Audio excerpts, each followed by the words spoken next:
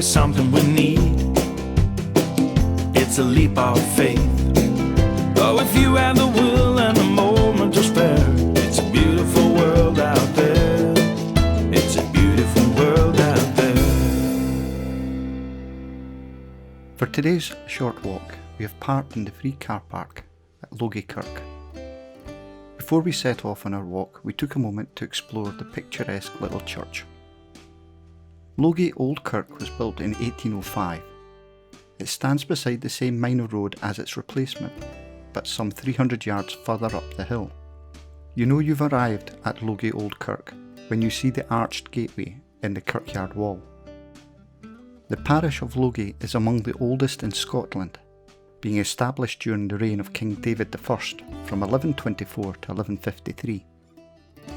The first church serving the parish was dedicated to St Seraph and dates back at least as far as 1183, when it was referred to in a charter by Bishop Simon of Dunblane as being the property of the monastery in North Berwick.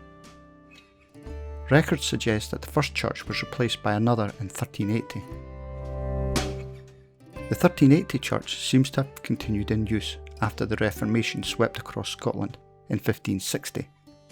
Although the new Presbyterian forms of worship tended to be ill-suited to the old medieval churches, a lack of funds often meant congregations continued to use what they had available long afterwards. There's an information board on the site that suggests that the church whose ruins you can see today were built during the tenure of the first post-Reformation minister of the Kirk, Alexander Fargy, who served from 1560 to 1592. Other sources suggest, however, that the medieval church continued in use until 1684, by which time it was said to have been very ruinous. The new kirk that was then built to replace it is said to have cost 1,000 Scots, at a time when £12 Scots were worth £1 sterling. The builder was Thomas Bushop, and the original plan appears to have been T-shaped, with a long south wall against which the pulpit would have been placed, and 3 aisles to the east, west and north. The accommodation was further increased by the addition of lofts in each of the 3 aisles in 1686. All that remains of the kirk are the west gable and parts of the south wall.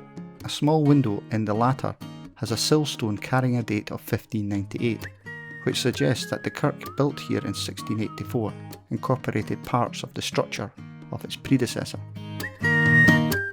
The kirkyard is home to a fine collection of old, and in some cases very old, gravestones. Symbols of mortality such as skulls and crossbones, angels and hourglasses can be found on a number. These were common from the Reformation and into the 1700s, when the traditional symbol of the cross was viewed as too papist for the Presbyterian kirk. There are also examples at Logie Old Kirk of symbols signifying the occupation of the person buried, including malt shovels, smith hammers, and horseshoes and shoemakers' knives. Much older and rarer are 2 hog-back gravestones found at the east side of the kirkyard. These are thought to date back to the end of the 1100s, though one has at some point been literally smashed to pieces.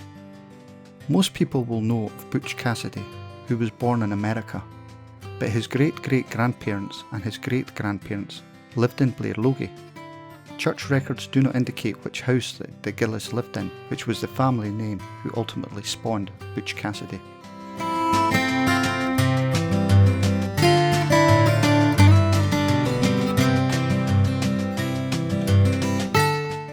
As we cross the barren ground towards Yellow Craigs, you cannot mistake the impressive sight of the Myatt directly in front of you. The Myatt is thought to be named after Dun, meaning Hillfort, and near to the summit there is indeed an ancient hill fort that was originally occupied by the Maeatae. The Maeatae were a confederation of tribes who lived beyond the Antonine Wall in Roman Britain. They appear to have come together as a result of treaties struck between the Roman Empire and the various frontier tribes. In 210 AD, the Maeatae launched a serious revolt against the Roman Empire, and it was a very bloody affair for both sides. Another revolt took place a year later, and in 213 AD, it is believed that the Romans used their enormous wealth to buy peace with the tribes. The tribes seemed to survive until at least the 7th century.